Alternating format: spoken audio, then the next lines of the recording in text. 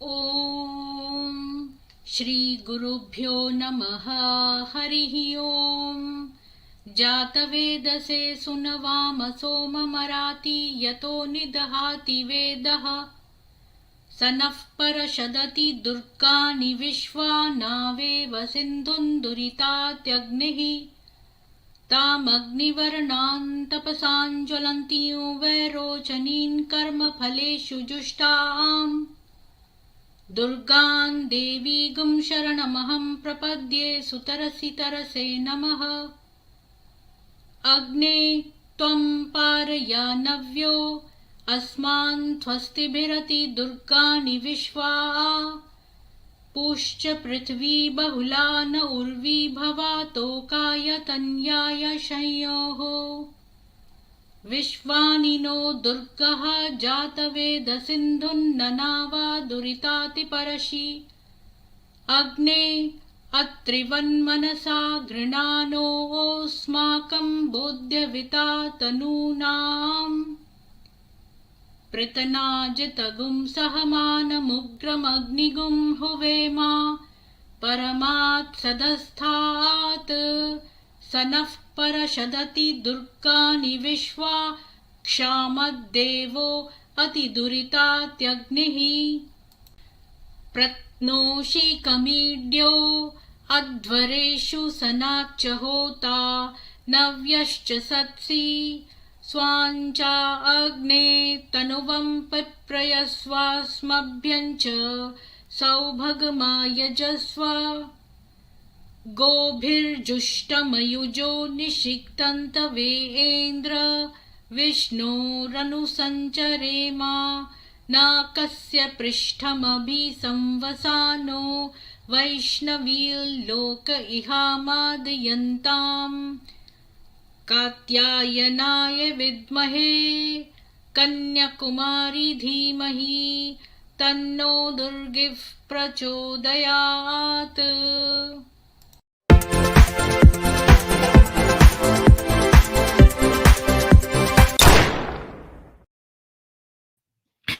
सभी को सुप्रभात और जय माँ Durga.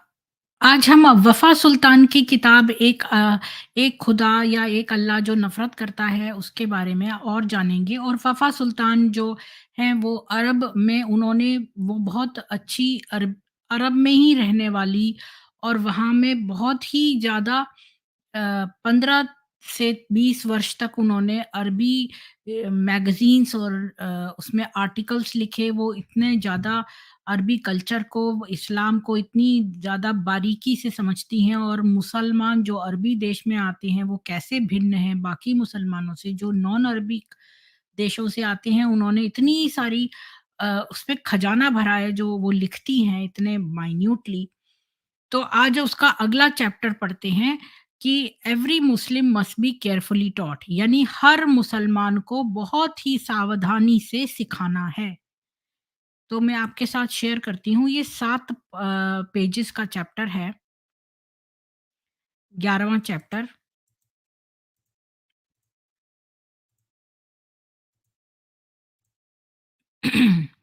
Every Muslim must be carefully taught, यानी हर मुसलमान को बहुत सावधानी से समझाना है। वफ़ा सुल्तान लिखती हैं कि लोग जो इस तरह के एनवायरनमेंट में रहते हैं जिसने जन्म दिया है इस्लाम को, वो जो है पैरालाइज़ हो गए हैं। उनके भय भय से पैरालाइज़ हो गए हैं, जिससे उनको हर मिनट लगता है कि भई ये तो अब युद्ध शुरू होने वाला है। लोग सोते हैं और जागते हैं इस उम्मीद में कि भई उनका जो कबीला है वो दूसरे कबीले पर अब रेड करेगा। मतलब ये उनके खून में आ गया है, ये उनकी जीन्स में आ गया है कि अब हमें भय से, जो रेगिस्तान का भय है वो इन सब मुसलमानों के अंदर व्याप्त हो गया है। उनकी इमेजिनेशन में वो अ, हमेशा यही सोचते हैं कि या तो हमें मरना है या मारना है। ये बात कितनी सच्ची है। यहाँ पर हम जब इन लोगों से बातचीत करते हैं तो ये इसी तरह के बर्ताव पे आ जाते हैं कि या तो हमें मारना है या मरना है। हमारी स्ट्रीम पर जो सच्चा मुस्लिम आता है वो भी इसी तरह से बात कर रहा था। जबकि शुरू में ऐसा लगा कि वो बहुत अच्छी तरह से बोल रहा है, लेकिन एंड में इनके अंदर का जो ये भाव है, ये वही सेम है सब मुसलमानों में। जब इस्लाम आया, तो उसने इनके जो भय हैं, उनको और भी ज़्यादा बड़ा कर दिया। क्योंकि उसने सबको पोर्ट्रे किया जैसे कि जिनके भी ओरिजिन डिफरेंट थे, जो लोग भी डिफरेंट जगहों से आए थे या डिफरेंट ओरिजिन से आए थे, तो वो उनको लगा कि उनकी सेफ्टी और स्टेबिलिटी के लिए एक तरह का थ्रेट है, तो जो कि उनको केवल हार्म पहुँचाएगा।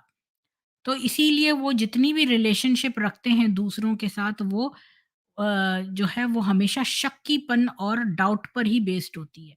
अब आप ये देखिए कि जितने भी मुसलमान हैं वो हमेशा जो है वो काफ़िरों पे शक करते हैं। आप भाईचारा, भाईचारा की बोल-बोल के हम तो चारा भी बनते जा रहे हैं, फिर भी ये हम पर शक करते हैं और हमें इस्लामोफ़ोब कहते हैं। तो इसका मतलब ये हम पर शक करते रहते हैं, जबकि मर भी हम ही रहे हैं। लेकिन क्योंकि इनके व्यवहार में है दूसरों पर शक करना, इनकी रिलेशनशिप जो है वो मिसट्रस्ट पर जो है फॉर्म्ड है और वो हमेशा कॉन्फ्लिक्ट पर ही खत्म होगी। लोग जो हैं वो हमेशा ही अनसर्टेनिटी, मतलब कि कभी भी कुछ भी हो सकता है, ऐसा इस स्टेट में रहते हैं और अपने जो शक है उसके जैसे एनवायरनमेंट में रहते हैं और हमेशा हर चीज़ को देखते हैं, अच्छा देखा मेरा शक सही निकला ना, मेरा शक सही निकला ना, हर वक़्त हर किसी पर शक करना, चाहे वो उनकी अपनी बीवियाँ ही क्यों ना हों, उन पर भी वो हमेशा शक करते हैं और शक के बिना पर भी वो उसको मार सकता है, उसको तलाक दे सकता है। ये भी कुरान, ये उसमें लिखा हुआ है इनकी किताबों में। तो यानी कि शक इनका हर वक़्त हर पे रहता है, चाहे वो इनकी बीवी हो, चाहे वो काफ़िर हो, चाहे वो तुम कितना भी अच्छा व्यवहार इनसे कर लो। अब देखो पेगनिज़्म हो गया, यहूदीपना, मतलब जो मूर्ति पूजक हैं, यहूदी हैं या ईसाई हैं, वो ये सब मज़हब जो थे, वो प्री मुस्लिम अरेबियन पेनिनसुला में थे। मतलब ये मुसलमान होने से पहले से मौजूद थे। जब मोहम्मद आया अपना मैसेज लेके, तो इसने उन सबको धमकी दी जो भी उसका अनुसरण नहीं करेंगे। उसने लोगों को 2 ग्रुप में डिवाइड कर दिया। पहला ग्रुप तो उसने उनका बिलाया बनाया जो कि अल्लाह और उसके नबी में विश्वास करते थे और जो इस सुरक्षा और शांति में रहना चाहते थे, जो कि कहते हैं हाउस ऑफ पीस, यानी कि शांति का घर या फिर जन्नत। और दूसरा ग्रुप उनका था जो कि विश्वास नहीं करते थे और वो हमेशा ही परपेचुअल, मतलब हमेशा चिरकाल तक, यानी आजन्म जो है वो कॉन्फ्लिक्ट में रहेंगे, हाउस ऑफ वॉर में, यानी कि इनको कहते हैं ना शांति का घर, तो ये युद्ध के घर में रहेंगे और एनिमी जो है वो नॉन मुस्लिम टेरिटरी है, यानी कि जो मुसलमान नहीं है। और मोहम्मद ने अपना गुस्सा निकाला जो भी अनुयायी थे पेगनिज्म के, यानी मूर्ति पूजकों के, यहूदियों और ईसाइयों के।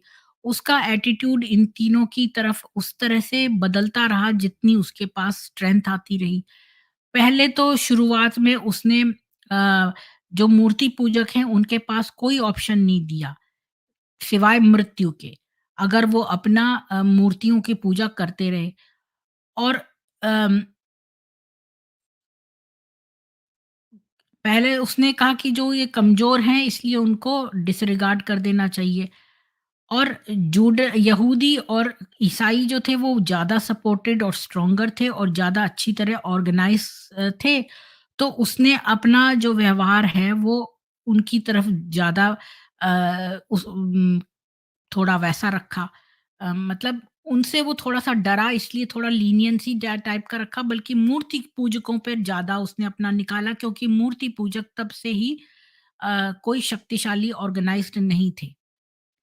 वो सीधे-साधे सरल लोग थे जो मूर्तियों की पूजा करते थे, तो उसने अपना ज़्यादा गुस्सा उन पे निकाला और ये जो ज़्यादा बंधे हुए और शक्तिशाली शत्रु थे जैसे यहूदी और क्रिश्चियन, तो इसकी तरफ उसका कंसिलिएटरी एटीट्यूड था। तो पहले तो उसने उनकी तरफ मॉडरेट एटीट्यूड कराया और उसने कहा, हाँ, हाँ, भई आपके मूसा वाले इस्लाम और ये फलाना इस्लाम, ऐसे-ऐसे करके उनके पैगंबरों को भी उसने कहा कि हाँ, भई ये तो डिवाइनली इंस्पायर्ड हैं। और उसकी एटीट्यूड में जो सिवियरिटी है वो इस बात पर डिपेंड करती थी कि बैलेंस ऑफ पावर किसके पास है। अगर उस पे पास पावर ज़्यादा आ जाती थी, तो वो सबके संग बहुत ही ज़्यादा गंदा व्यवहार करता था। अगर आप हिस्ट्री पढ़ो और जो इस्लाम की टीचिंग्स पढ़ो, तो आपको इनिशियल इम्प्रेशन ऐसा आएगा कि भई इस्लाम तो बड़ा सबका एक्सेप्टिंग था और वो तो इतना लड़ने वाला नहीं था ईसाइयों और यहूदियों के साथ, क्योंकि वो तो उनकी पैगंबरों को भी मानता था, क्योंकि इस्लाम में तो मूसा को भी मानते हैं और ईसा को भी मानते हैं। तो फिर भई वो तो एक्सेप्टिंग था। पर अगर कोई बहुत सावधानी से जो हिस्ट्री केयरफुली अपने क्रिटिकल आई मतलब बहुत ही सूक्ष्म विश्लेषण करने की दृष्टि से देखे, तो उसको पता चलेगा कि इस्लाम ने तो युद्ध दोनों ही मजहबों पे किया है और उसने अपने अनुयायियों को एक सेक्रेड एक मिशन दे दिया है कि भाई उनको फाइट करो जब तक कि आखिरत तक उनके साथ युद्ध करते जाओ। इस्लाम की टीचिंग्स में हिंदुइज्म, बुद्धिज्म या ज़ोरास्ट्रियनिज़्म के बारे में कुछ भी नहीं लिखा। जबकि ये भी धर्म जो हैं वो उस समय एग्ज़िस्ट करते थे और लोग इनको फ़ॉलो करते थे। हो सकता है कि मोहम्मद ने इनके बारे में सुना ही ना हो। तो सबसे ज़्यादा एक्सप्लेनेशन इसके बारे में ये है कि चूँकि वो इसके तरफ थ्रेट नहीं पोज़ेस करते थे, क्योंकि वो लोग प्रीच नहीं करते थे ना, ईसाई ये लोग तो अपना प्रीच करते थे, तो इसको पता चल गया मोहम्मद को, क्योंकि ये मदीना जाया करता था। अब हिंदुइज़्म, बुद्धिज़्म और ज़ोरास्ट्रियनिज़्म के बारे में इसको इसलिए नहीं पता था क्योंकि ये लोग अपने एडवर्टाइज़मेंट नहीं करते थे। यानी ये दूसरों को कन्वर्ट नहीं करते थे, तो इन इसको पता ही नहीं था उनके बारे में। और and therefore displayed no aggression towards them. अब इस्लाम ने दोनों यहूदिया और ईसाइयत को एक्नॉलेज किया और तो आप सोच सकते हो कि भई वो इन दोनों के लिए ज़्यादा एक्सेप्टिंग था और इसका इनके साथ ज़्यादा कॉमन था। भई कॉमन क्यों ना हो, चुराया जो था इनसे। Uh then he did with इसके मुकाबले में जो बाकी धर्म थे। लेकिन ये बिल्कुल केस इसका उल्टा है। यानी कि जब से इस्लाम आया से लेकर आज तक कुछ भी बदला नहीं है। इस्लाम जो है वो सबके प्रति जो है वो दुश्मन समझता है, जितने भी नॉन मुस्लिम हैं, इवन यहूदी और ईसाइयत। मतलब ऐसा आपको लगेगा कि ईसाई और यहूदियों के तरफ तो उसके उनके जो पैगंबर हैं उनको इंक्लूड कर लिया था, लेकिन आज तक जब से इस्लाम आया है तब से लेकर आज तक वो सारे नॉन मुस्लिम्स की तरफ हॉस्टाइल रहा है।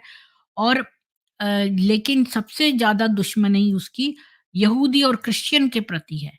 और इस दुश्मनी को मेंटेन करने के लिए उसने इस्लाम ने एक तरह का जो है शक-पना जो है अपने मुसलमानों के बीच में यहूदियों और ईसाइयों के प्रति पूरा जो है भर दिया है।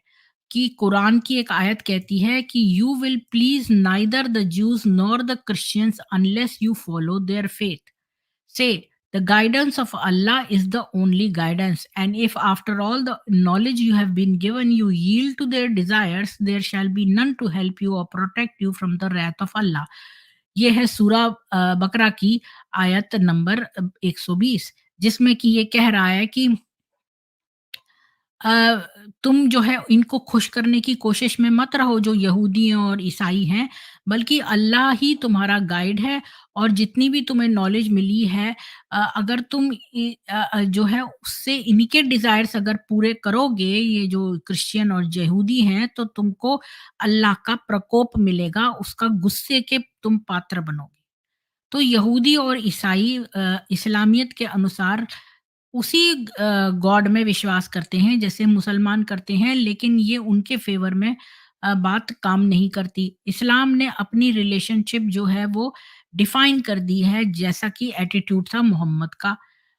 इसलिए नहीं ऐसे नहीं डिफ़ाइन करिए कि जो एटीट्यूड अल्लाह के प्रति या ईश्वर के प्रति होना चाहिए, बल्कि जो मोहम्मद का एटीट्यूड है उसके से डिफ़ाइन करा है। तो इस आयत की वजह से कोई भी मुसलमान जो है, वो कभी भी किसी यहूदी या क्रिश्चियन के साथ ट्रस्टिंग रिलेशनशिप रख ही नहीं सकता। वो कभी ट्रस्ट नहीं कर सकता इन लोगों के ऊपर, क्योंकि कुरान में इन इन सब लोगों के ऊपर शक करना लिखा है। अब ये देखिए ना सनातन में यहाँ पर मैं एक छोटा-सा अपना अपना पॉइंट ऑफ व्यू बताऊँ कि सनातन में तो हम जो है वो हमेशा हर एक को एक्सेप्ट करते हैं, जैसे कोई सनातन में आना चाहता है, हम उसको मतलब हर व्यक्ति को ना बई बड़ी पवित्र नज़र से देखते हैं। अगर वो एथिस्ट हो गया, अगर एक्स मुस्लिम जो है वो एथिस्ट हो गया, तो भी हम उस पर शक नहीं करेंगे। ये लोग हर किसी पर शक करते हैं, हर किसी पर। इनकी सारी फाउंडेशन जो है वो शक पे बेस्ड है, चाहे वो अपनी बीवियों पे शक करना हो, चाहे लोगों पर ना, काफ़िरों पर, मुसलमान जो हैं करते हैं शक, और यहूदी और ईसाइयों पर। ये कभी भी रिलेशनशिप अच्छा फ़ॉर्म कर ही नहीं सकते। अ, कुरानिक आयत में बाकी मज़हबों के बारे में नहीं लिखा, तो इसलिए यहूदी और क्रिश्चियंस के बारे में के लिए पर्टिकुलरली मेंशन करा है, तो इनसे सबसे ज़्यादा दुश्मनाई है। जिन्होंने मोहम्मद के टाइम में ये मना कर दिया था कि वो प्रॉफ़िट बने। बात ये हुई थी कि मोहम्मद जब मैं आपको लोगों को याद दिला दूँ कि मोहम्मद जब मक्का में रहता था, तो उसने क्या किया कि वहाँ पर जो यहूदी हैं उनके कहना शुरू कर दिया कि मैं यहूदियों का आखिरी नबी हूँ। मक्का में उसने ऐसा फैला दिया सब जगह। जो यहूदी रहते थे वो थोड़े ही रहते थे वहाँ पर, यहूदी मक्का में। मदीने में ज़्यादा यहूदी रहते थे, मक्के में कम रहते थे, तो उनको कोई फ़र्क नहीं पड़ा, मोहम्मद कुछ भी बोलता रहे। तो मोहम्मद ने वहाँ पर सब जगह उड़ा दिया कि मैं तो यहूदियों का आखिरी नबी हूँ। अब क्या हुआ, और उसको किसी ने अपोज़ भी नहीं किया ये, क्योंकि यहूदी बहुत थोड़े रहते थे, तो उन्हें कोई फ़र्क ही नहीं पड़ा। लेकिन जब वो मदीना हजरत कर गया, मतलब वो जहाँ से भाग के मदीना चला आया, तो वहाँ पर यहूदियों के 3 कबीले रहते थे, और यहूदी बड़ी-बड़ी पोज़ीशन्स में थे, और अरबी लोग उनके घर में नौकर का काम करते थे। तो ये जब मदीना आया, तब वहाँ पर यहूदियों ने इतने साल तक ये अपने आप को यहूदियों का आखिरी नबी बताता रहा, मक्का में 13 साल ये रहा। अब इसके बाद जब ये मदीना आया, और वहाँ पर जो यहूदी कबीले थे 3, एक कबीला था जिससे बाकी 2 कबीले इतने बातचीत नहीं करते थे। तो इसने वहाँ पर जब यही बात कही, दोहराई, जो मक्का में कहता फिर रहा था कि मैं तो यहूदियों का आखिरी नबी हूँ, तो वो लोगों ने तो माना ही नहीं। क्योंकि वहाँ पर तो ज़्यादा यहूदी रहते थे, और वो अमीर भी थे। उनके वो लोग व्यापारी थे, बिज़नेसमैन थे, बड़े अमीर-अमीर, और अरबियों को उन्होंने नौकर रखा हुआ था, तो वो लोगों ने तो उसको एक्सेप्ट ही नहीं किया। उन्होंने कहा ये तो झूठ बोलता है, ये तुम हो ही नहीं हमारे आखिरी नबी। तो अब वो बेचारा, अब वो मोहम्मद क्या करता, खिसियानी बिल्ली। तो अब इतने समय से तो उसने यही झूठ फैला रखा था। तो अब जो है, इसीलिए उसका यहूदियों के प्रति सबसे ज़्यादा गुस्सा था, क्योंकि यहूदियों ने उसको अपना प्रॉफ़िट मानने से इनकार कर दिया था। तो अब आगे चलते हैं हम। ये आयत जो है, इसने एक डिसाइसिव रोल प्ले करा कि मुसलमानों का एटीट्यूड क्या है यहूदियों और ईसाइयों की तरफ, और उसको इन्होंने शक की नज़र से रंगा। उसने ये एश्योर किया कि मुसलमान जो हैं वो यहूदियों और ईसाइयों को कभी नहीं एक्सेप्ट करेंगे। वो इसलिए नहीं एक्सेप्ट करेंगे क्योंकि जूस ने और ईसाइयों ने मोहम्मद को एक्सेप्ट नहीं किया। इसलिए कोई भी फ्यूचर अपॉर्च्युनिटी हो ही नहीं सकती इस कॉन्फ्लिक्ट को या युद्ध को सॉल्व करने की। अब वफ़ा सुल्तान कहती है, जब वो छोटी स्कूल में जाती थी, जब वो छोटी थी तब स्कूल में जब जाती थी, तो उसकी जो रिलिजियस एजुकेशन टीचर है, उसने उसको बोला स्कूल में कि भई आप कभी यहूदियों और ईसाइयों पर मत ट्रस्ट करना। उनके इंटेंशंस, उस टीचर ने कहा कि उस उनके इंटेंशंस जो हैं वो इविल हैं। यानी कि उनका उद्देश्य जो है वो कुटिल है। और क्योंकि उन्होंने हमारे प्रॉफ़िट को, हमारे नबी को एक्सेप्ट नहीं किया, और कभी करेंगे नहीं। इसलिए जब से ये बहुत छोटी उम्र में थी, तो इनको सिखाया गया कि दूसरों से कब के प्रति शक की निगाह से देखो हर एक को। ये बहुत मुश्किल है, लेकिन इम्पॉसिबल नहीं है कि हम एक हेल्दी रिलेशनशिप दूसरे पर्सन के साथ बनाएँ, अगर आप उसके इंटेंशंस के प्रति जो है सस्पिशियस हो। तो अब आप ये देखिए, ये एक बड़ी नॉर्मल सी बात है कि क्या आप एक ऐसे व्यक्ति को फ्रेंड बनाएँगे, जिस पे आप शक करते हो? ऐसा कभी भी हेल्दी रिलेशनशिप फॉर्म ही नहीं हो सकता कि अगर आप किसी के ऊपर शक भी करें और उसके साथ हेल्दी रिलेशनशिप भी फॉर्म कर सकें, ये तो हो ही नहीं सकता। तो यहाँ पर कि कोई भी मुस्लिम, चाहे वो कितना भी एजुकेटेड क्यों ना हो और ऊपर से वो कितना भी दूसरे को एक्सेप्ट करता हुआ ना दिखता हो, यानी कि जो आप सो कॉल्ड आपका लिबरल मुस्लिम है, जो एजुकेटेड मुस्लिम है, वो अपने आप को कभी भी शक से दूर नहीं कर सकता। जब भी ये 2 रिलीजन उसके सामने आएँगे तो वो इनके मेंबर्स पर शक करेगा ही करेगा। कभी ऐसा हो ही नहीं सकता, चाहे वो कितना भी एजुकेटेड क्यों ना हो जाए, वो इन पे हमेशा शक करेगा।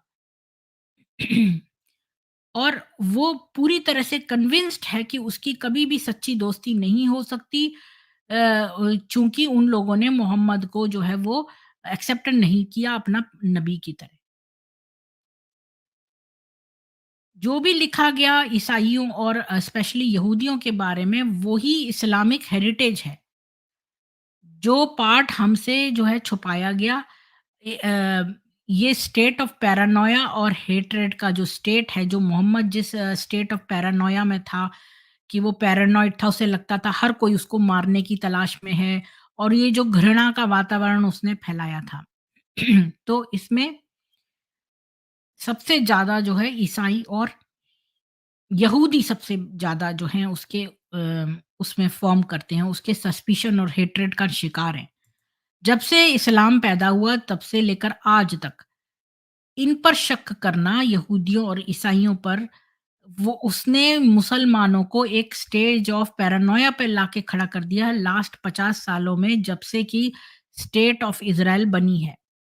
लेकिन समय के साथ अ, यहूदी एक खूंटे की तरह हो गए हैं जहाँ पर हम अपनी अ, परेशानियों को टाँग सकें, और हमारी जो पॉलिटिकल, इकोनॉमिक, मिलिट्री और जो जितने भी हमारे दुर्भाग्य हैं वो सब टाँग टाँग सकें।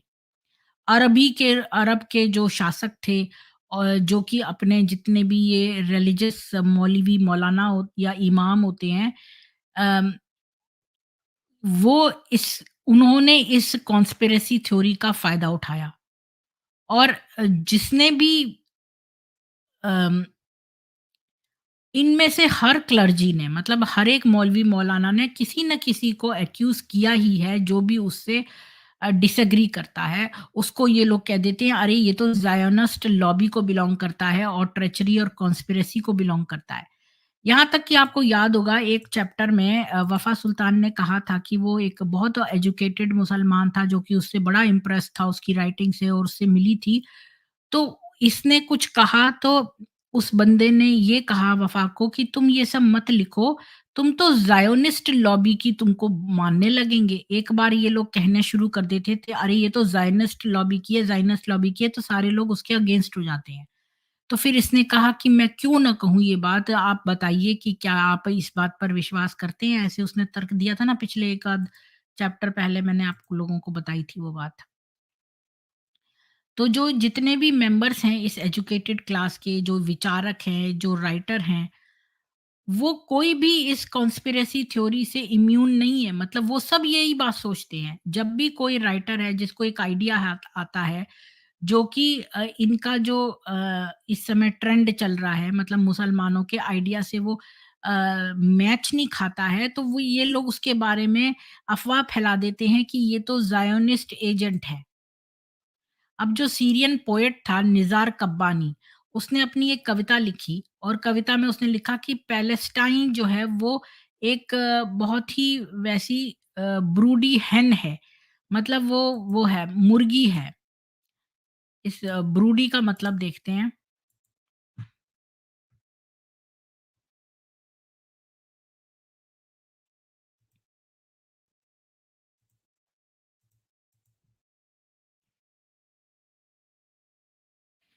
मतलब ये बच्चे देने वाली मुर्गी है। मुझे भी यही लगा था पर मैंने कन्फर्म कर लिया। तो ये उसने कहा कि पैलेस्टाइन जो है वो एक बच्चे देने वाली गर्भवती जैसे मुर्गी है, और उसके जो प्रेशियस अमूल्य जो अंडे हैं वो तुम खाते हो। तो मुसलमान आदमी जो हैं वो इस कॉन्स्पिरेसी थ्योरी से बहुत ज़्यादा एडवांटेज उठाते हैं, बेनिफिट करते हैं। क्योंकि ये एक तरह का उनको रीज़न देती है, जितने भी उनको लाइफ में फेलियर्स हुए हैं, और उनको रिलीव करती है रिस्पॉन्सिबिलिटी से। अच्छा, अभी इसका मतलब क्या है? जैसे संतुष्टि, हमें दिमाग की संतुष्टि चाहिए। जब हम कहते हैं अरे भाई हमारे साथ तो ये हो गया, तो अगर हम उसको कोई कारण दे दें कि हाँ, अच्छा ये इस इन लोगों ने हमारे खिलाफ कुछ करा है तभी ऐसा हुआ है, तो हमें एक तरह की संतुष्टि मिल जाती है कि हाँ, मतलब हमारे साथ ऐसा नहीं होता, क्योंकि ये लोगों ने कुछ ऐसी षड्यंत्र रचा, इस वजह से हम ऐसे हैं। तो अपने को विक्टिम प्ले करने से कोई एक तरह की संतुष्टि मिलती है। अगर आप ऐसा नहीं करते, तो फिर दिमाग में परेशानी आती है कि हाय अल्लाह ने हमें क्यों नहीं बचाया? अल्लाह ने हमारे लिए ये क्यों नहीं किया? हम तो 5 वक़्त नमाज़ पढ़ते हैं, तब भी अल्लाह हमारे को बचाने क्यों नहीं आया? अल्लाह ने हमारे लिए ये रास्ता क्यों करा? अल्लाह ने ऐसा क्यों कर दिया? फिर हम ऐसे क्वेश्चन करेंगे तो उसका तो आंसर नहीं मिलेगा। तो अब ये अगर कॉन्स्पिरेसी थ्योरी गढ़ लें कि भई फलाने जने ने हमारे खिलाफ षड्यंत्र करा, तो इससे इनके दिमाग को संतुष्टि मिल जाती है। ये बात है। इसका मतलब ये है। तो ये जो है उनको रिलीव कर देती है उस रिस्पॉन्सिबिलिटी से, जो कि नहीं तो फिर उन घटनाओं की रिस्पॉन्सिबिलिटी उनको उठानी पड़ेगी। हर एक मुस्लिम आदमी जो जिसको कि गवर्नमेंट जॉब मिलती है, वो ये पर्सनल एडवांटेज ज़रूर लेता है। जैसे वो हमेशा रिश्वत लेगा, चोरी करेगा, अपनी जो ऊपर के लोग हैं उनको गाली देगा, और जो जो पावर में उनको गाली देगा, और ये कहेगा कि वो तो ये युद्ध करने में तैयार है इस ज़ायोनिस्ट एनिमी के खिलाफ। यानी कि जो मुसलमान आदमी है, जो भी पावर में आ जाता है, पहली बात तो वफ़ा ने ये भी लिखा था अपने कुछ चैप्टर में कि इनका कोई भी रिलेशनशिप होता है ना, हर रिलेशनशिप मास्टर स्लेव वाला होता है। ये किसी के साथ म्यूचुअल रिलेशनशिप एस्टेब्लिश ही नहीं कर पाते। पिछले वाले चैप्टर में मैंने बताया था कि वफ़ा सुल्तान ने कहा था कि ये इनके यहाँ जो माँ-बाप होते हैं, फादर जो होता है वो मास्टर है और बच्चे उसके स्लेव होते हैं। इसी तरह हस्बैंड जो होता है वो मास्टर होता है और बीवी उसकी स्लेव है। इनकी हर रिलेशनशिप मास्टर स्लेव की है। अल्लाह मास्टर है, ये इनके स्लेव हैं। मोहम्मद मास्टर है, ये इनके स्लेव हैं। जो ये कंपनी में जॉब करते हैं तो कंपनी का मालिक जो है वो मास्टर है और ये वहाँ जॉब कर रहे हैं तो ये स्लेव हैं। इनके अंडर में जो है वो इनका स्लेव है। तो ये हमेशा जो है हमारे अभी मैं भी ये भी सोचती थी, अब मैंने आपको लोगों को बताया था कि जैसे ये आता है भागलपुर वाला हमारे चैनल पे, तो हमेशा ये थोड़ी देर के में बोलता है डर गई, डर गई, डर गई। तो वो ऐसा क्यों बोलता है? हम कौन-सा उससे डर गए हैं? या डरने की कोई बात भी नहीं हुई है, लेकिन ये ऐसा क्यों अचानक से कहने लगता है? वो उसका कारण मुझे वो चैप्टर पढ़ने के बाद समझ में आया कि ये लोग जब भी किसी नए व्यक्ति से बात करते हैं, तो चूँकि इनके दिमाग में मास्टर स्लेवी रिलेशनशिप ही रहती है, तो ये हमेशा एस्टेब्लिश करते हैं कि थोड़ा-सा कौन पावरफुल है और कौन वीकर है। तो ये अपना मेरे ऊपर पावर दिखाने के लिए बोलते हैं डर गई, ताकि ये अपने आप को मास्टर की रिलेशनशिप में और मुझे स्लेव की रिलेशनशिप में रखकर हमसे व्यवहार करें। क्योंकि इनके हर चीज़ में यही है। अभी देखो मेरे को क्लिफ हैंगर जी, मतलब मैंने उन्होंने भी इस बात को बताया और मैंने खुद भी उसके किसके जो पता नहीं आमिर हक था या पता नहीं उसका चैनल था किसका, जो क्या नाम है वो जो मोटा-सा आता है एक, बैठा रहता है जो जिसने आयतों के लिए भी लिखा था, वाजिदी, हाँ, पता नहीं वो वाजिदी का चैनल था कि आमिर हक का था। ये सारे लोग वहाँ बैठे हुए और अपना एक आर्य समाजी बंदा गया वहाँ पर, तो उससे बोल रहे, "अरे मदारी जमूरे को ला, जमूरे को ला।" ऐसे करके मतलब इतनी गंदी तरह से, मतलब जैसे बंदर का खेल होता है तो अगला जैसे उसको बोलते हैं ना अगले बंदर को ला, अगले ये वो, इस तरह से बेइज़्ज़त करके सनातनी को बुला रहा था अपने पैनल पे, तो मैं देखती रह गई कि ये कितनी बदतमीज़ी से ऐसे बोल रहा है। अभी मुझे समझ में आया कि ये लोग हर वक़्त मास्टर स्लेव रिलेशनशिप से ही बात करेंगे। आप कभी भी अब इन लोगों से बातचीत जब करोगे, वैसे तो करना मत, पर जब भी आप करो, आप ध्यान से देखना, ये हमेशा पहले एस्टेब्लिश करने की कोशिश करते हैं कि कौन मास्टर है, कौन स्लेव है।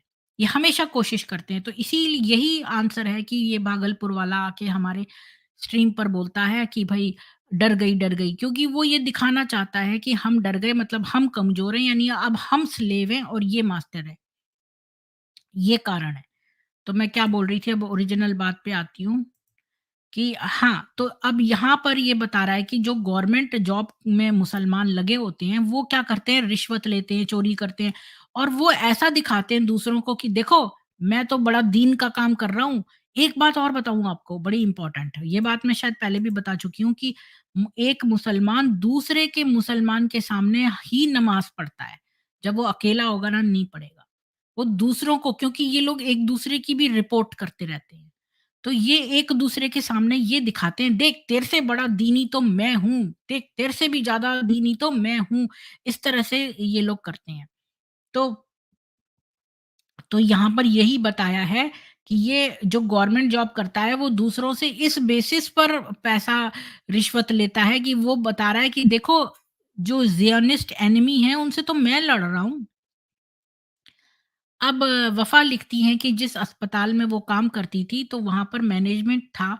उसने डिसाइड किया कि एक नीचे जो सीढ़ियों से नीचे एक कमरा है, उसको एक डे केयर सेंटर बना देते हैं, जहाँ पर जो बच्चे हैं, जो लेडी डॉक्टर्स हैं, उनके बच्चे और जो नर्सेस के बच्चे हैं, वो वहाँ पर रह सकते हैं, डे केयर बना देते हैं। तो एक दिन सारे बच्चे नीचे आए, उनको एक इन्फेक्शियस डायरिया हो गया था और उल्टियाँ भी हो रही थीं। वो इन्फेक्शन उनको लगा था क्योंकि जो है वो पानी जो मिलाया गया था मिल्क में और जो फीडिंग बॉटल्स में, ये अक्सर मैंने देखा है। मेरी माँ बताती है कि ज़्यादातर जो ये इन्फेक्शन होते हैं, जो दूध की जो बोतलें हैं, उनके उससे होते हैं,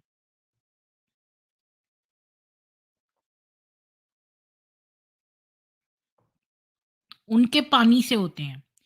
वो इसलिए क्योंकि ये क्या करते हैं ना, ठीक से वॉश नहीं करते। जैसे खौलते हुए पानी में दूध की बोतल को वॉश करना चाहिए। अगर हल्का-सा भी दूध सड़ा हुआ रह जाए, तो बच्चों को डायरिया, वॉमिटिंग वगैरह हो सकती है। इसीलिए पता है यहाँ विदेशों में क्या करते हैं, यहाँ पे जैसे मिल्क की जैसे मिल्क आपका थैलियों में आता है ना, ऐसे पतली-पतली, लंबी-लंबी थैलियाँ आती हैं मिल्क की ही, उन्हें ही बोतल में रख देते हैं।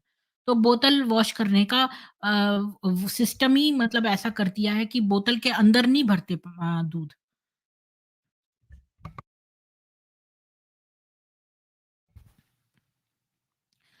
मतलब बोतल के अंदर दूध ना भर के पन्नियाँ ही इस तरह की, मतलब जो थैलियाँ होती हैं दूध की थैली, वो पतली जो दूध की बोतल में फिट हो जाए थैली, ऐसी थैलियाँ लगाते हैं। और यहाँ पर स्टैंडर्ड साइज़ेज़ हैं, जैसे यहाँ बिस्तरों की भी स्टैंडर्ड साइज़ हैं। जैसे आप अगर रेगुलर बेड खरीदें, डबल बेड खरीदें, ये नहीं कि डबल बेड इतना चौड़ा हो रहा है, अपने मन से चौड़ापन बना रहे हैं। यहाँ पर स्टैंडर्ड साइज़ है, डबल बेड का ये साइज़ है, किंग बेड का ये है, क्वीन बेड का ये है। तो इसलिए चादरें भी जो आती हैं, वो भी फिटिंग वाली जो चादर है, वो अपने आप उसके कोने में वो लगे होता है इलास्टिक सा, तो वो अंदर दब जाती है अपने आप से, इस तरह से बनी होती है।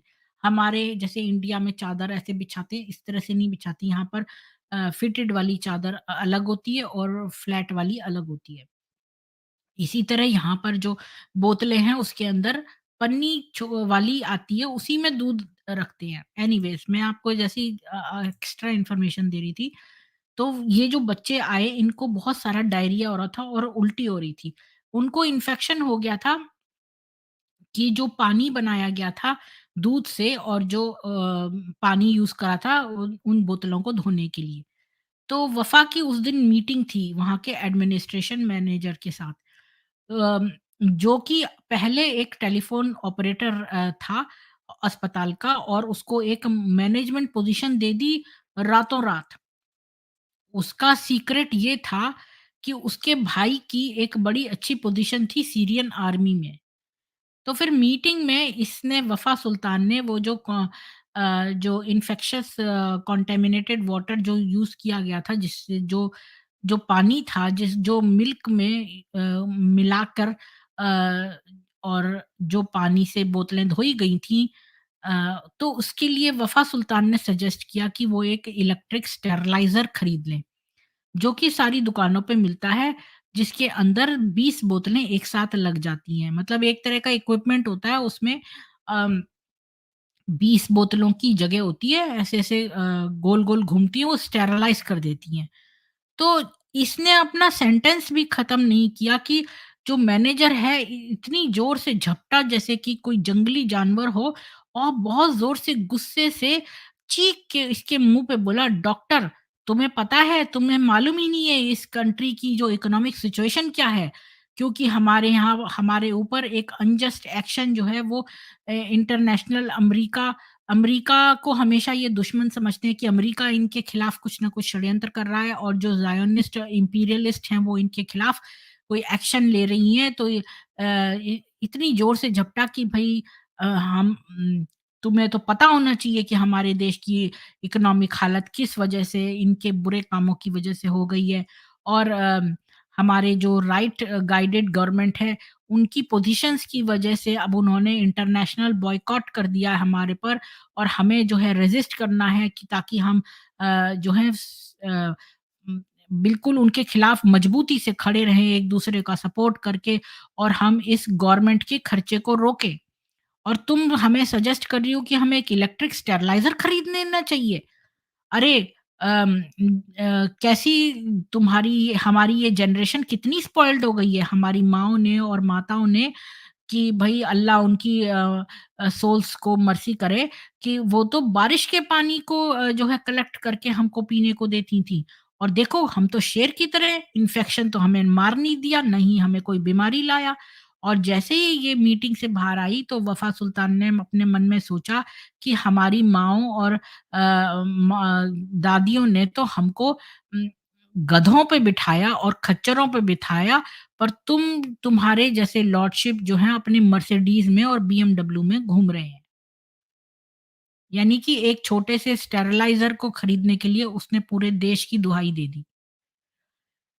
तो अब डाउट करो अगर सिंसियरिटी पर जो इनके अमेरिकन्स के अंदर एक अच्छे इंटेंशंस हैं जनरली और जो यहूदी हैं वो तो अ, और यहूदी पर्टिकुलरली ये सबसे ज़्यादा बड़े ऑब्स्टेकल्स थे क्योंकि इसको जगह-जगह इनका सामना करना पड़ता था कि देखो अमेरिका हमारे खिलाफ ये कर रहा है, यहूदी ये कर रहे हैं। और फिर लेकिन ये अपने नए सराउंडिंग्स में जब ये यूनाइटेड स्टेट्स में आई तो इसने अपने आप को अडैप्ट करना शुरू किया एज़ एन इमिग्रेंट। पहले कुछ साल तो ये अमेरिका रही अपने डाउट के क्योंकि ये बचपन से इसको जबकि सोचो इसको इस्लाम की इतनी गंदी-गंदी बातें पता थी, तब भी इसके दिमाग में अमेरिका के प्रति शक था और ये उस पर ट्रस्ट नहीं कर सकती थी जहाँ वो रह रही थी। लेकिन ये बिल्कुल कन्विंस हो गई कि भई वो एक अपॉर्च्युनिटी ढूँढ रहे हैं अमेरिकन्स इसको हार्म पहुँचाने की क्योंकि ये एक मुसलमान है। यानी कि ये लोग इनको सिखाया जाता है बचपन से कि हर किसी पर शक करो।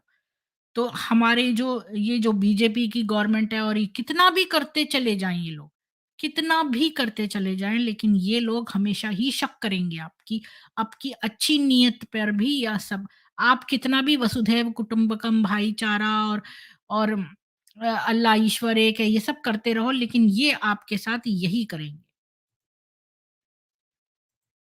तो अब ये कहती है वफ़ा सुल्तान की जब ये अमेरिका आई तो इसकी जो नेक्स्ट डोर नेबर थी जो एक अमेरिकन थी उस वो आई और उसने अपने आप को इंट्रोड्यूस करा और उसने मेरा नाम जाना और कि मैं कहाँ से आई हूँ और जब मैंने ये सुना कि वो तो एक पुलिसमैन है तो मैं तो बेहोश ही हो गई तो बेहोश सी होने लगी तो मैंने ये समझ लिया मैं बिल्कुल कन्विंस हो गई कि अगर इस आदमी पुलिस वाले को पता चल गया कि मैं तो मुसलमान हूँ, तो वो तो मेरे मतलब अ, तो ये कन्विंस हो गई। लेकिन उसने उसके रिलिजन के बारे में पूछा ही नहीं। तो तो फिर ये मेरे पर ना स्पाई करेगा और मेरा जो जीवन है वो मुश्किल में बना देगा, नरक बना देगा। और उसने सचमुच में इसका जीवन नरक बना दिया। तो ये उसके जो इसके पड़ोस में जो पुलिस वाला रहता था उस पर निगाह रखने लगी और उसकी फैमिली पर, ताकि ये एक तरह का प्रिकॉशन हो, कोई भी अनएक्सपेक्टेड काम ना हो तो इसलिए उनकी फैमिली पर निगाह रखने लगी। अम जब भी इसके जो पड़ोसी है वो उसका या उसकी फैमिली में कोई भी मेंबर जो सामने वाले गार्डन में जाता था तो ये हमेशा डरती थी कि इसकी फैमिली या इस पर वो लोग जासूसी कर रहे हैं। तो ये उनको देखती रहती थी अपने जो अ, दरवाजे का जो क्या बोलते हैं उसको, पीप होल को हिंदी में क्या बोलते हैं? जो दरवाजे में वो नहीं होता देखने का सुराख, उसको क्या बोलते हैं? पीप होल ही बोले, मुझे भी हिंदी नहीं आ रही है। तो उसमें से ये देखती थी या फिर अपने पर्दे के पीछे से देखती रहती थी। और ये इसको इतना दुःख होता था अपने इस शक से कि अम, ये इतना ज़्यादा पीड़ित हो गई उस इस शक से कि इसने सोचा कि अब हमें दूसरा घर ढूँढना चाहिए। फिर एक एक सुबह ये बिल्कुल सरप्राइज़ हो गई जब इसके नेबर ने एक दिन आके इसका दरवाज़ा खटखटाया। तो उसने कहा कि भई गुड मॉर्निंग नेबर, मैं तो मैं ये सोच रहा था कि तुम क्या मेरी मदद कर सकती हो? तो उसने कहा क्या? तो उसने कहा कि मेरा जो गार्डनर है वो मेक्सिकन है। मतलब उसका जो माली था वो मेक्सिको का था और वो इंग्लिश नहीं बोलता था और मैं तो स्पेनिश नहीं बोलता हूँ, तो तुम क्या ट्रांसलेट कर दोगी? तो इसने कहा पर मैं तो स्पेनिश नहीं बोलती। तो उसको बड़ा आश्चर्य हुआ, उसने कहा अच्छा तुम स्पेनिश नहीं बोलती तो तुम क्या साउथ अमेरिका से नहीं हो? तो वो तो इसको स्पेन की वहाँ की समझ रहा था, साउथ अमेरिका की। तो इसने कहा नहीं, मैं तो सीरिया की हूँ। तो इसने कहा सीरिया, तो क्या स्पेनिश नहीं बोलते सीरिया में? तो इसने कहा नहीं, नहीं हम तो अरबी बोलते हैं। तो उसने कहा अच्छा आई एम सॉरी, मुझे नहीं पता था। यानी कि इन बेचारों को ये भी नहीं पता था कि सीरिया जो है वो एक अरबी कंट्री है, ना कि वहाँ पर स्पेनिश बोली जाती है। इनको लगता था अमरीकियों को कि जो भी अमरीकी नहीं है वो सब स्पेनिश ही बोलते हैं। तो 90% अमेरिका वाले को पता ही नहीं है कि सीरिया कहाँ है मैप में, और 90% अरबी जो हैं वो सोचते हैं कि अमेरिका सारा का सारा समय जो है उन पर जासूसी करता है और इस्लाम को ख़त्म करने के लिए वो षड्यंत्र रच रहा है, ताकि वो उनका तेल जो है वो किसी तरह उस पर कंट्रोल कर ले और उनके रिसोर्सेज़ पर। 1984 में इसका हस्बैंड और थोड़े से साथी जो लेक्चरर थे, उनको इंग्लैंड भेजा गया सीरियन मिनिस्ट्री के द्वारा, हायर एजुकेशन की जो Syrian ministry of higher education है उनके द्वारा, ताकि वो 3 महीना जो है वहाँ पर अपने मेथड्स को टीच करें वहाँ की यूनिवर्सिटीज़ में। तो जब इसका हस्बैंड वहाँ पर था, तो जो ब्रिटिश यूनिवर्सिटी का लेक्चरर था, जो कि उस डेलीगेशन के लिए रिस्पॉन्सिबल था, उसने सारे सीरियंस को आप लंच के लिए अपने घर में इनवाइट किया और बहुत ही बढ़िया एक होस्ट मतलब एक होस्ट साबित हुआ मतलब। तो थोड़े महीने बाद जब इसका हस्बैंड वापस आया, तो ये ब्रिटिश लेक्चरर जो है ये भी सीरिया विजिट करने गया और वहां पर रुका उस यूनिवर्सिटी में जहाँ की इसका हस्बैंड पढ़ाता था। तो तो उसकी हॉस्पिटैलिटी का मतलब कि वो करने के लिए, रेसिप्रोकेट करने के लिए, यानी कि उसने इतनी खातिरदारी की थी, तो उसकी खातिरदारी का धन्यवाद करने के लिए इसका हस्बैंड और इसने उनको एक रेस्टोरेंट में इनवाइट किया जो इनके घर के पास था। उस उसकी कीमत उतनी ही थी जो इसकी हस्बैंड की मंथली सैलरी के बराबर थी। लेक्चरर का जो विजिट है वो उसी वक्त था जब इसके बेटे का तीसरा जन्मदिन था और इन्होंने अपने बेटे के लिए जो केक नहीं खरीदा और प्रेजेंट भी नहीं खरीदा अगले महीने तक, क्योंकि उस लेक्चरर को इनको खातिरदारी के लिए वो करना था। पर फाइनेंशियल जो इनको प्रॉब्लम प्रेशर थी, वो वो अकेली प्रॉब्लम नहीं थी जो इनके लिए। जो क्वेश्चन यूनिवर्सिटी का चांसलर इसके हस्बैंड से पूछता था इस इनविटेशन के बारे में, वो और भी ज़्यादा स्ट्रेसफुल था। और इस सबसे ज़्यादा उसमें से स्ट्रेसफुल ये क्वेश्चन था कि भाई तुमने उसको इनवाइट किया, उससे पहले क्या तुमने सोचा ये कि ये कोई ब्रिटिश जासूस हो सकता है जो कि पेरोल पर हो इंटरनेशनल जियोनिज्म के, और वो यूनिवर्सिटी के साइंटिफिक सीक्रेट्स को स्टील करने वाला हो और शायद मिलिट्री सीक्रेट्स को।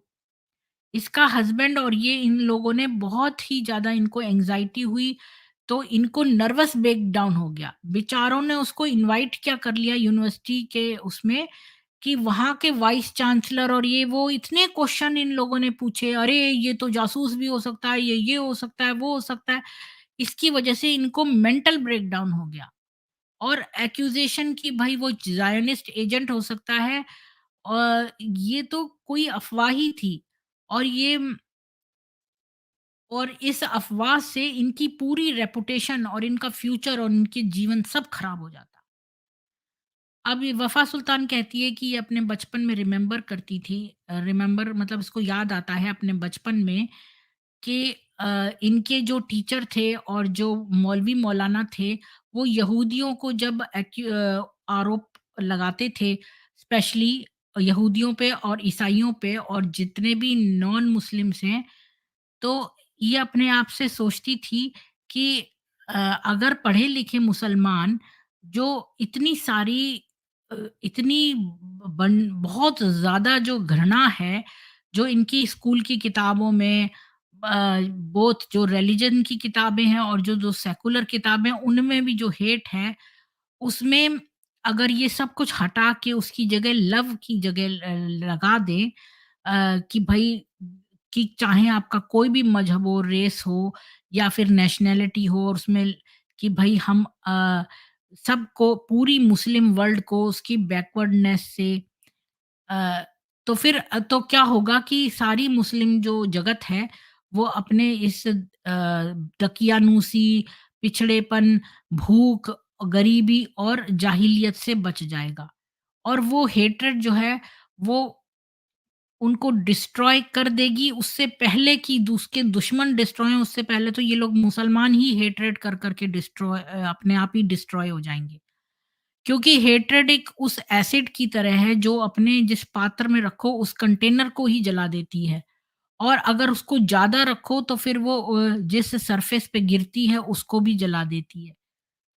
अब वफ़ा सुल्तान कहती है कि मैं सबसे ज़्यादा क्रिटिसाइज़ उस स्टाइल की एजुकेशन को करती हूँ, तो मुसलमान जो है इसको सबसे ज़्यादा एक्यूज़ करते हैं कि ये तो इसको यहूदी पे कर रहे हैं और इसको खूब सारा पैसा मिल रहा है यहूदियों की तरफ से उनको डिफेंड करने में। लेकिन ये इसके बारे में, इस दोषारोपण के बारे में ज़्यादा चिंतित नहीं है, क्योंकि वो लोग इसको लॉजिकल आर्गुमेंट से कन्फ्रंट नहीं कर पाते। मतलब वो खाली दोष करते हैं, लेकिन वो इसका प्रूफ नहीं दे पाते। ये कह रही है कि मैं डिफेंड नहीं करती यहूदियों को। मैं बल्कि मुसलमानों को प्रोटेक्ट करने की बात करती हूँ कि इतने सारे बच्चे जो अरब वर्ल्ड के हैं, वो क्यों ये घृणा को और वेस्ट को पिएँ, अपने बेस्ट ईयर्स उनके लाइफ में सारी देर वो ये सोचते रहे हैं कि हम मर्डर कैसे करें, हम रिवेंज कैसे लें करें। यानी कि उनकी तो पूरा जीवन बच्चों का वेस्ट हो गया अगर वो सारा जीवन यही सोचते रहे मर्डर के बारे में, रिवेंज के बारे में। वफ़ा कहती है कि उसके तीनों बच्चों को प्राइमरी एजुकेशन जो है अमेरिका के स्कूलों में मिली। उनमें से कोई भी नहीं आया घर और कहा हो कि टीचर ने उसको ये बताया है कि मुसलमान जो हैं वो टेररिस्ट हैं और उनके खिलाफ लड़ना चाहिए। और किसी ने भी ये नहीं कहा कि क्रिश्चियनिटी ही एक अकेला ट्रू रिलिजन है और जो भी उसको नहीं फैलाएगा वो एक हेरेटिक है और एक दुश्मन है। तो कि और किसी बच्चे ने उसका स्कूल में ये नहीं सीखा कि जो गॉड है वो मुसलमानों से हेट करता है। यानी कि वो क्रिश्चियन स्कूल हैं पर फिर भी वो ये नहीं कहते कि ईसाई धर्म को जो नहीं मानेगा वो हमारा दुश्मन है। और मुसलमान जो हैं वो उनसे गॉड जो है हेट करता है। तो ये वफ़ा कहती है, मैं अक्सर अपने आप से पूछती हूँ कि अ, क्यों जो मेरे बच्चे हैं जो कि अमेरिकन एजुकेशन के प्रोडक्ट हैं, वो बड़े होके दूसरों की रिस्पेक्ट करते हैं, चाहे वो कोई भी रिलिजन, रेस या ओरिजिन का क्यों ना हो। मैं क्यों इस हेट्रेड की फायर में बर्न करती रही, अम, और क्यों मेरे लोग जो मेरे होमलैंड से हैं, मेरे कंट्री से हैं, वो फिर भी उस आग में जल रहे हैं।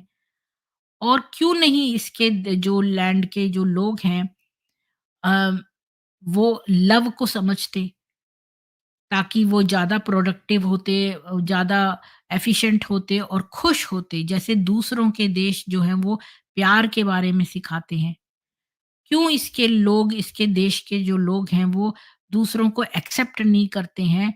अम, जो कि इनके उनके रिलिजन के नहीं होते, ताकि वो दूसरों के साथ पीस और हार्मनी में रह पाएँ। हमने ये दूसरों से घृणा करना सीखा है और इस घृणा ने हमको और भी ज़्यादा हर्ट किया है। दूसरों को हर्ट करने से पहले हम ही को हर्ट किया है। अब वफ़ा कहती है कि जब वो चौथी क्लास में थी प्राइमरी स्कूल में, तो सीरिया को कुछ एड मिली थी United nation food ad agency से, जिसमें नेस्ले के ट्रक आते थे पाउडर्ड मिल्क जो मैन्युफैक्चर हुआ था यूएस में। अच्छा, यहाँ पर ये भी बता दूँ कि यहाँ पर जो है ना पाउडर्ड मिल्क भी बहुत यूज़ होता है। कई लोग क्या करते हैं कि बजाय दूध के दूध रखते रहें, वो पाउडर्ड मिल्क ला के रख लेते हैं और उसमें नियमित पानी मिलाकर और उसका दूध बना लेते हैं। तो ऐसे कई लोग करते हैं। तो ये बहुत सारा जो एड जाता था, तो वो पाउडर्ड मिल्क के फॉर्म में बहुत सारा स्टोर होके जा सकता है। उससे काफ़ी सारा दूध बन जाता है। थोड़े से पाउडर्ड मिल्क से काफ़ी सारा दूध बन जाता है, तो वो आसान रहता है लोगों को। तो अब ये बता रही है कि जब ये चौथी क्लास में थी, तो सीरिया को कुछ एड मिली थी यूनाइटेड नेशंस से, फूड एड एजेंसी से, जिसमें ट्रक्स आते थे नेस्ले। नेस्ले बहुत अच्छी कंपनी है, उसके पाउडर्ड मिल्क जो यूनाइटेड स्टेट्स में मैन्युफैक्चर हुआ है, उसके ट्रक आते थे और एक कंडीशन जो अटैच करी गई थी इस एड के साथ, कि मिल्क को जो है वो आपको फ्री में बाँटना है प्राइमरी स्कूल के बच्चों को। तो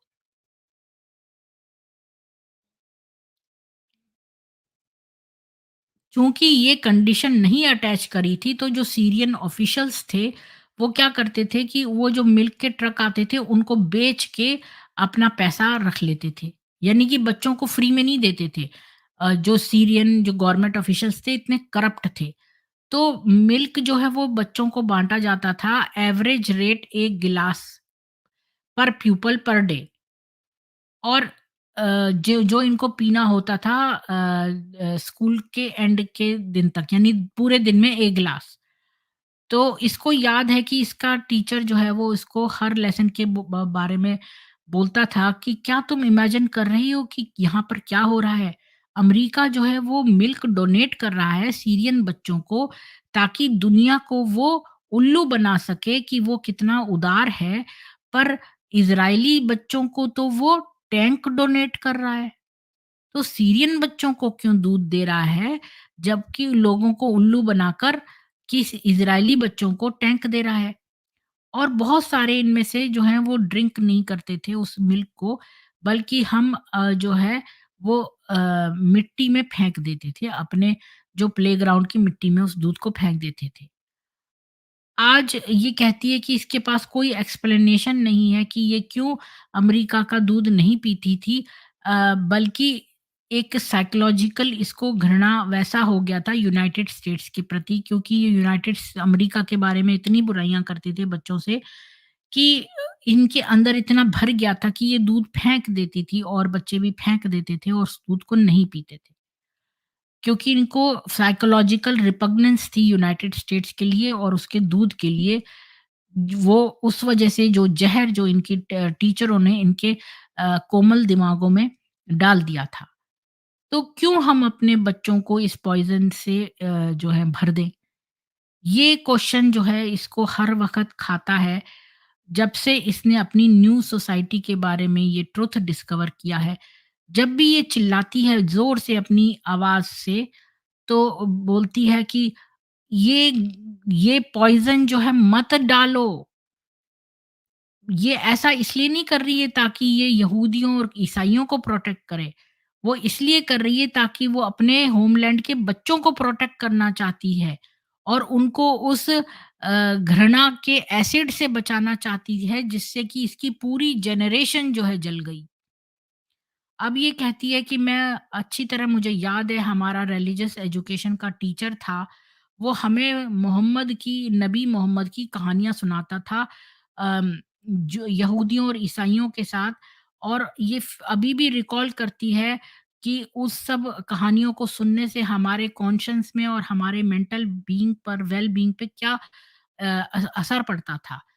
अब ये कहती है एक कहानी जो है वो बहुत ज़्यादा मेरी मेमोरी में खुद गई है।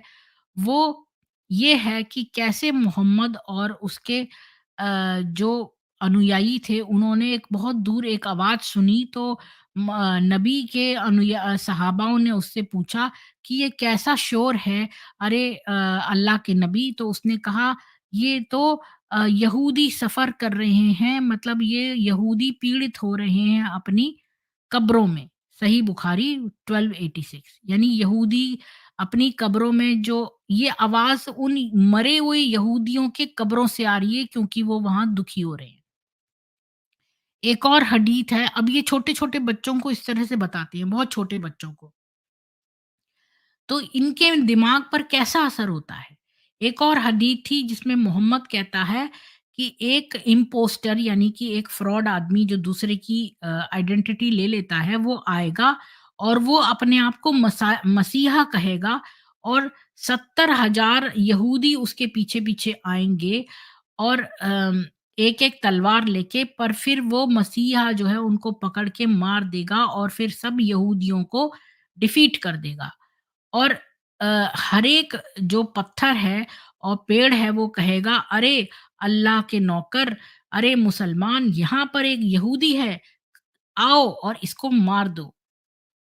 लेकिन एक ही एक्सेप्शन रहेगा, एक नमक का पेड़, जो कि साल ट्री होना चाहिए, सॉल्ट ट्री नहीं, मुझे लगता है साल का पेड़, जो कि यहूदियों का एक पेड़ है, और अगर वो उसके पीछे छिप गए तो वो उनकी जो है वो प्रेज़ेंस को नहीं बताएगा।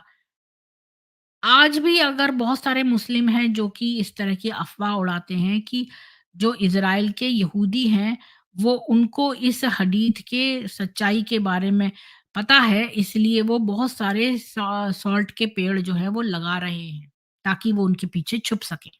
कैसी बेवकूफ़ी की बात है ये।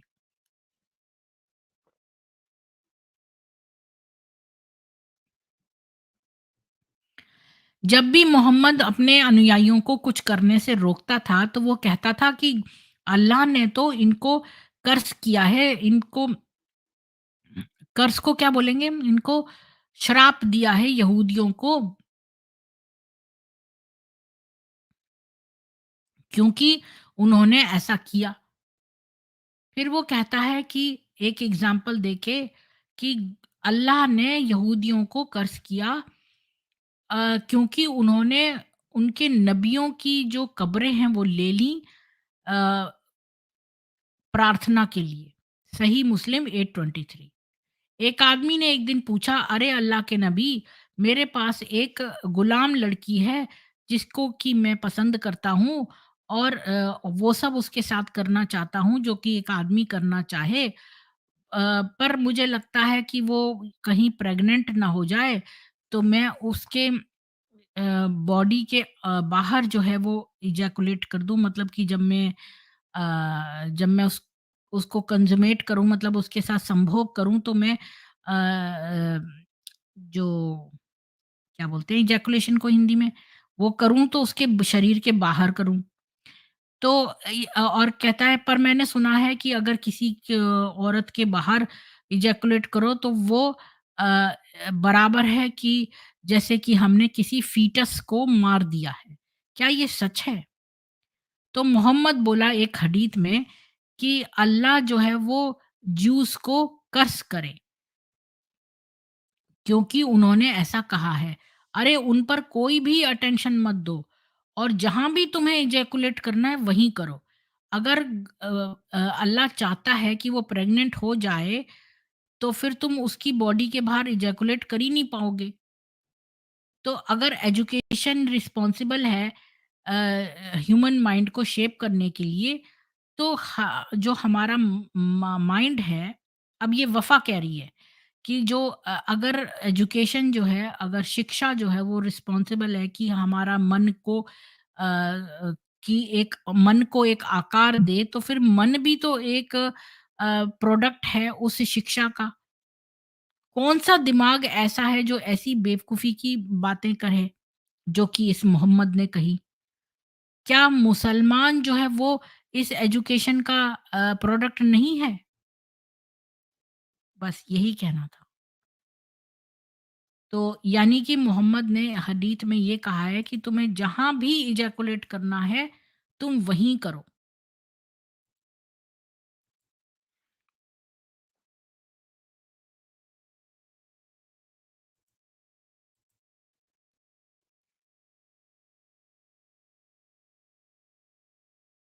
यानी स्खलन।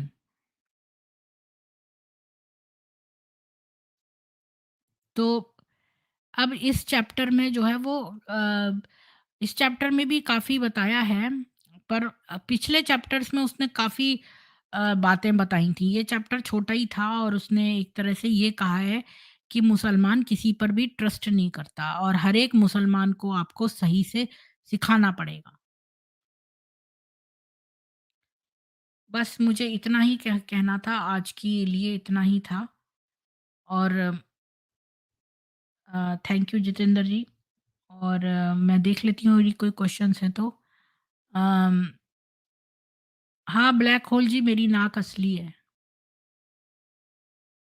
मेरा कोई भी चीज़ जो है वो फ़ेक नहीं है। मेरा नाम भी असली है, मैं भी असली हूँ, मेरी हर अंग-अंग असली है। मैं ना तो कोई मेकअप में विश्वास करती हूँ, ना मैं कोई सर्जरी में विश्वास करती हूँ, मैं कोई भी चीज़ में नहीं करती। हाँ, बिल्कुल। हाँ, फेस रेड ड्रूपी आइज़ मुझे है प्रॉब्लम, मुझे एक्ने है मेरे नोज़ पर। और हाँ, मैं पढ़ती हूँ काफ़ी देर, तो मैं कंप्यूटर पे भी रहती हूँ, तो ऐसा ही हो गया है।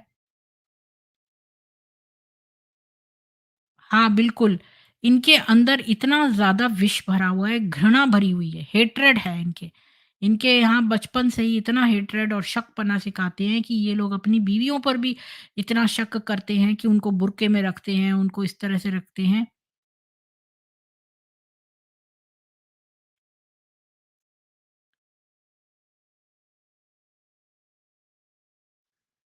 वारी। हाँ, प्लीज़ मैंने ये नहीं चलाया था, प्लीज़ मेरे जो है वीडियो को आप प्लीज़ लाइक कर दीजिए। हाँ, रीनॉर्मलाइज़्ड अद्वैत जी, आज मैंने कोई वो नहीं करा, आज मुझे छोटा-सा ही रखना है।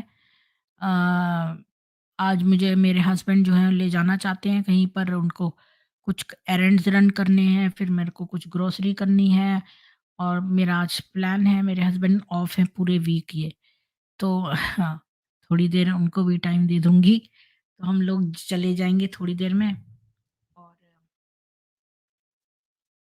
कुछ घर के काम कर लेंगे, शॉपिंग वगैरह कर लेंगे, सब्ज़ी वगैरह खरीद लेंगे, बस यही है आज का। तो मैं अब ये स्ट्रीम जो है क्लोज़ कर रही हूँ और कल फिर मिलते हैं, कल बात करेंगे। हाँ, और प्लीज़ वीडियो को लाइक कर दीजिए ताकि यूट्यूब उसको आगे चलाए। केवल 29 लोग देख रहे हैं, तो इसलिए कोई स्ट्रीम ओपन करने की भी ज़रूरत नहीं है। तो रेस्ट कहाँ मिलता है मेरे को? रेस्ट मैं शाम को करूँगी 5 4-5 बजे। अभी तो मेरे सुबह के 11 बजे हैं, तो मुझे कई सारे काम हैं आज, बहुत सारे काम हैं, 2-3 जगह जाना है। और जो मेरा जो पपी है, उसका भोजन भी कहीं से मिलता है। अभी वो पपी है ना, तो वो एक स्पेशल पपी का जो खाना है, वो बहुत दूर जाकर एक स्टोर है, वहीं पर वो ब्रांड मिलता है, जहाँ से हमें जाके लाना है कि एक और सिटी में जाएँगे, वहाँ से लाएँगे। तो आप सब लोगों को जय हिंदू राष्ट्र, और ईश्वर करे आपको और आपके परिवार को नर पिशाचों से बचाए रखे। जय हिंदू राष्ट्र।